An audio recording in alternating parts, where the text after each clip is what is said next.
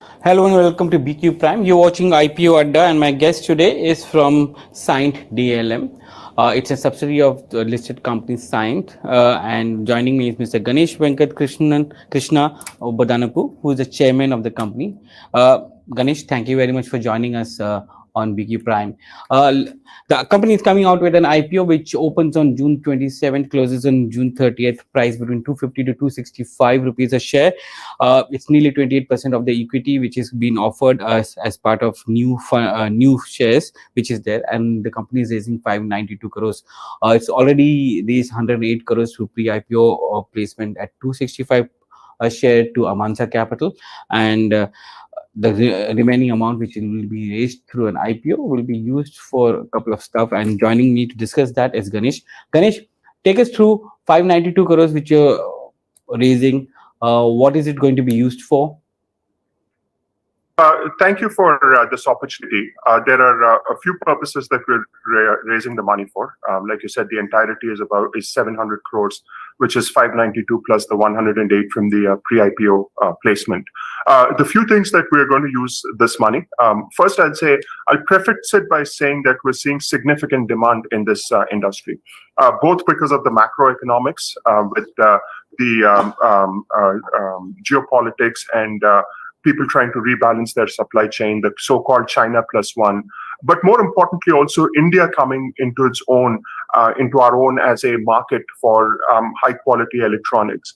The demand from Indian companies, especially in defense, medical, industrial, is actually quite significant, which means that global companies have to also relook at their supply chain and make sure that India, where there is demand, is also an important part of the supply chain. Lastly, of course, if you look at so many things that we use, or so many appliances that we use, or so many or things that we use on a day-to-day basis, require a lot more electronics than what they have used historically. 20 years ago, having 5 chips in a car was a big thing. Today, some of the cars have even up to 100 chips, which means that the electronics that are required have gone up exponentially. So that's the macro situation. From a micro perspective, I'll also say we've built a fantastic customer base. Our top 10 who contribute to 90% of our revenue are some of the largest manufacturing companies, some of the largest innovators in manufacturing in the world, which means that the demand is very high, and they have or they've reached a tipping point with us on how they will source their electronics and how they will source their systems. And we've built a very, very high quality, reputed business in terms of electronic manufacturing. The second thing is Cyient as you know, is a very reputed engineering and design company. So the confluence of design and manufacturing is very unique in this business, which gives us a further opportunity. So I just wanted to set the background of what the opportunity is, because that leads us to the use of funds, which will essentially be 3 things. The first is on some of the debt that we have. We think we need a little bit more of a debt-free structure, because that will allow us to invest for growth. The second thing is working capital. Like I said, the demand is very significant. Therefore, we will need working capital over the next few years, which we will require to invest in, or which we will require for growth. And the third thing is further investments, both in terms of SG&A. We see a few opportunities for us to invest aggressively, be it in sales, be it in leadership, be it in technology systems and processes, but also a few small investments that we will need to enhance our capabilities. So it's these 3 things: pay off some debt, use for working capital, and third thing is investments into some of the levers for acceleration of growth.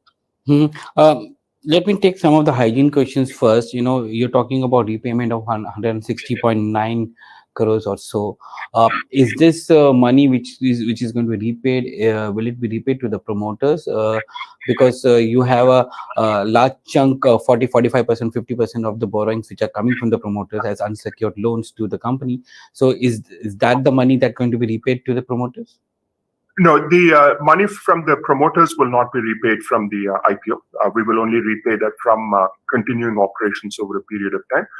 All this money is only for external third-party borrowings. It's not for paying back Cyient, which is the promoter in this case. Great. That clarification helps because, otherwise the market would have thought that the money is going back to the promoters. The second one is on the acquisition front, which is around 70 odd crores, which you are raising.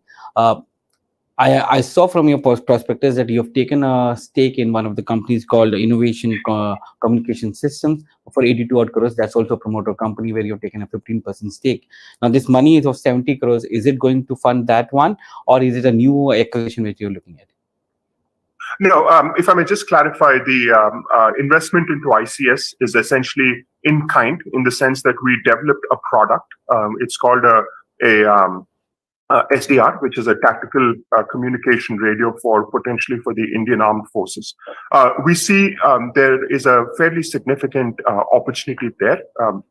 With the SDRs being procured directly from Indian companies.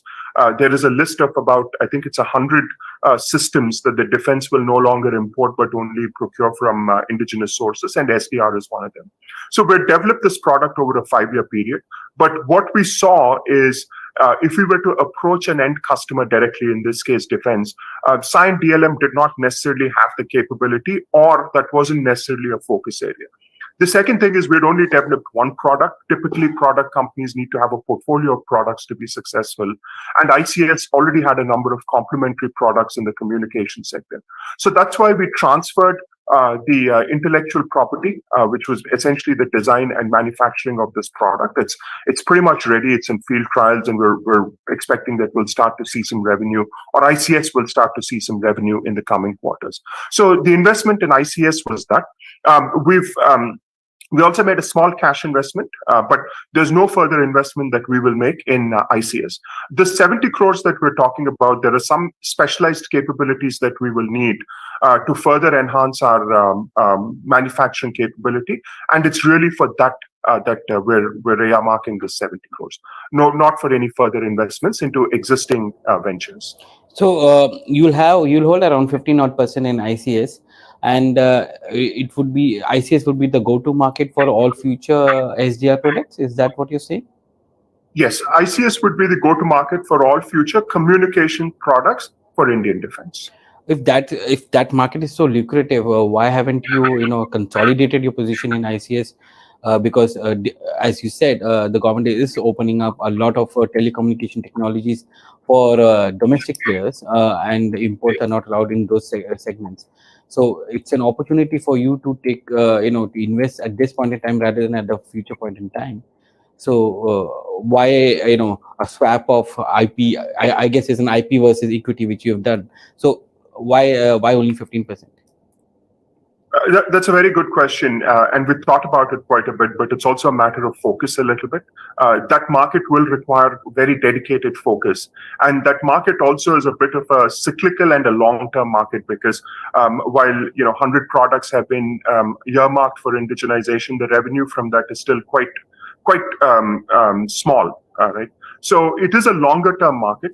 So we wanted to make sure that we have a longer term play, so we understand the market. And I also believe that that market will come to an inflection point in a year or two, at which point we will have to make a more a firm choice, I will say, which is either do we do it ourselves, do we consolidate out, be it ICS or somebody else, etc. Right now, I think that market still doesn't have the other parts of our business, like the work that we're doing in the global aerospace, global aerospace, medical and industrial, is a better market for us to focus on before we have to take a decision when that market comes to an inflection point. Great. You came out with a revenue of 832 odd crores for FY23 versus 720 last year. If I look at your EBITDA, there was some pressure on the EBITDA margins in FY23, 10.5% versus 11.7%. What led to that pressure coming on the EBITDA margin? And your profits have also fallen by 20 odd %, in FY23. So if you look at the gross margin, we're actually doing quite well. There's been good growth in gross margin. So the gap is really in the SG&A part. We've invested quite aggressively and we've invested quite heavily on that piece. We've brought in some good new leaders. Anthony Montalbano, who is the CEO, Ram Tornala, who's the COO, both are based in the US because we believe it's important that those leaders be closer to the customers. We have some really strong capabilities and we have some really strong leaders on the India side to manage the manufacturing. But we thought it was important that the sales leaders and the overall leaders be based in or where our customers are.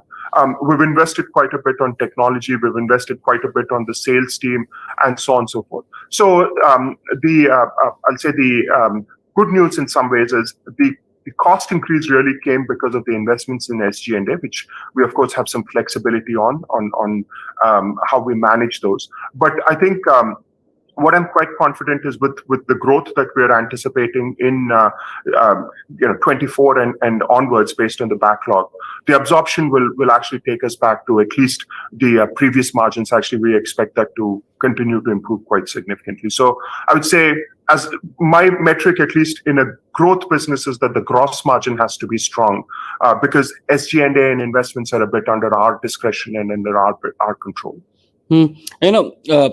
If I may ask you, you've been growing at is a growth rate between 22 and 23. Is that the normalized growth rate going forward as well? Because we don't have a history of a long balance sheet to see and trend line. So what is the kind of growth rate which can be expected on a top line basis? Because I'm seeing that you have order book of nearly 2,400 odd crores.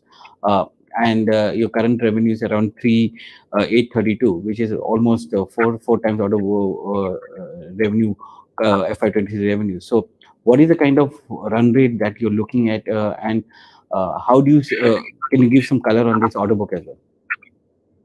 So the revenue will certainly accelerate, or the growth will certainly accelerate, because 22 to 23 was a bit of an anomaly.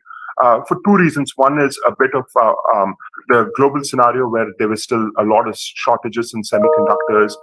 We struggled because some of the chips that we needed for manufacturing were very specialized chips, and so on and so forth. So there was a bit of that sort of supply side issue. The second thing is there was also a bit of demand side, in the sense that we wanted to moderate the type of customers and the type of orders that we were taking. One of the things that I measure for that business, and I think is very important going forward, is the quality of revenue, right? Not just the how much revenue, but what is the quality. And I think we used the last 2 years to really set that right. If you look at our top 10 customers, like I said, they're the most blue chip manufacturing innovators in the world, which means that there is a fairly significant opportunity for us to grow the business even by an order of magnitude just with our top 10 customers.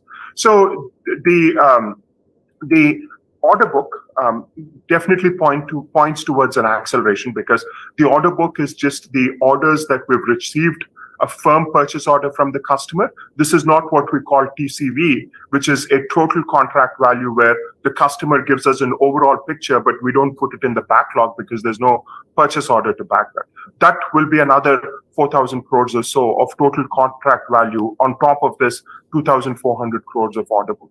So if I may summarize it, I'll say 22, 23 was just a conscious choices that we made, and of course a bit of the market with the semiconductor supply situation. But you will see meaningful appreciation going forward. So this order book is spread over how many years, actually, the current one, the firm orders?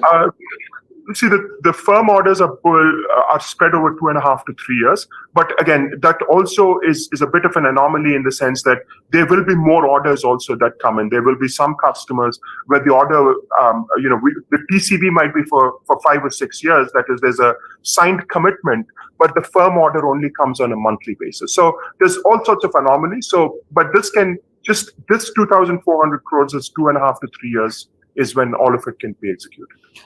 One question on the client concentration, 91% coming from top 10.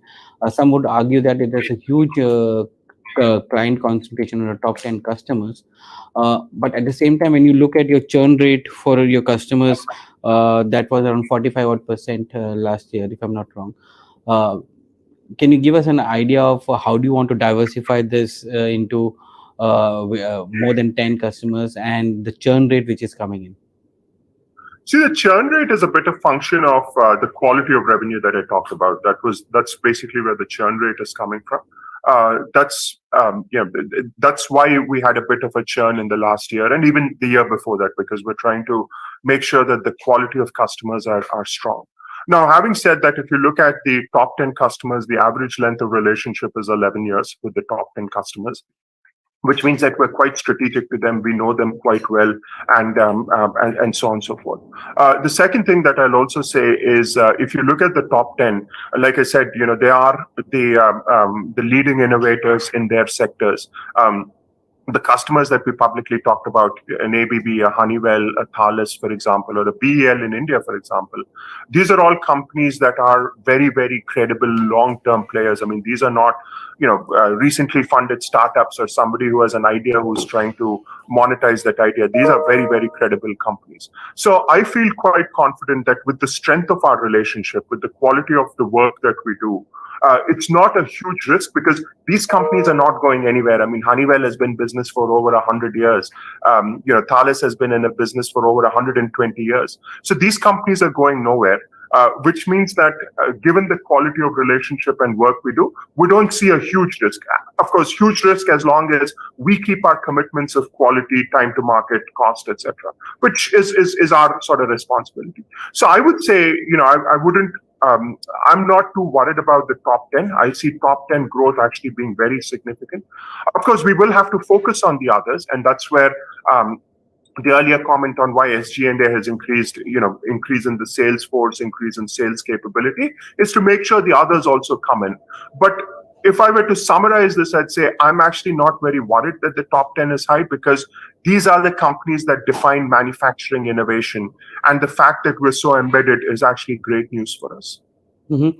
So give me a sense of, you have nearly 59% coming from overseas business. Is that the ratio that's going to be there? And second thing, when you talk about China Plus One, is the order book which you have today is a reflection of that China Plus One, or is the opportunity still there to tap more? And how do you expand your capabilities in terms of manufacturing as supply chain moves to a China Plus One? So I would say the reflection, it's not just China, we've only scratched the surface of China Plus One. I think the opportunity is really much, much, much higher. I mean, I think there's right now, because somebody has a conscious strategy to de-risk their supply chain, we're only still in the prototyping phases with those customers. Much of the business that we're doing and much of the backlog is really because of Cyient DLM being a very strong standalone supplier, etc. So I think we've only scratched the surface of China Plus One. What that also means is we then have to make sure that we're setting up the right kind of a supply chain, right? Because all said and done, there's also some unique capabilities in China around mechanical manufacturing, plastics, sheet metals. So that capability has to be set up in India, in other parts of the world, because I think manufacturing is going to become more and more global, all said and done, which means that we'll have to have a little bit more of a diversified manufacturing footprint. And we're working on that, and we're working on making sure that we have that diversified footprint closer to the customer, but not just from a proximity perspective, but also from a de-risking perspective. And that's one of the reasons why we've earmarked that 70 crores, because there's some immediate capabilities that we will need to add there.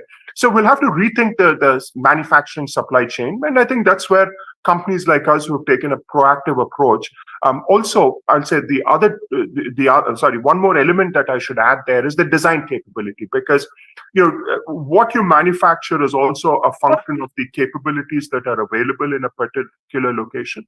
Therefore, design becomes that much more important, because using design, we can actually redesign something so the manufacturing capability in that location is able to undertake that manufacturing. So in sort of summary, I would say that as we do more and more China plus one work, we have to start looking at our footprint, but also look at our design capability of how it can support this manufacturing. To the first part of the question, which was on overseas versus India, we think that that balance will remain. It will be about a 60-40, perhaps even a 70-30, as some of the other customers are also growing quite rapidly. And we think that's a good balance for us, both with what's happening in India and the opportunities that India presents, but also, of course, the global nature of manufacturing. Ganesh, it was a pleasure talking to you today. Thank you very much for joining us on BQ Prime. The IPO opens on June 27th, price between 250 to 265, and gives the company a market value at the upper end of nearly 2,100 crores. Thank you. Thank you. Thank you very much.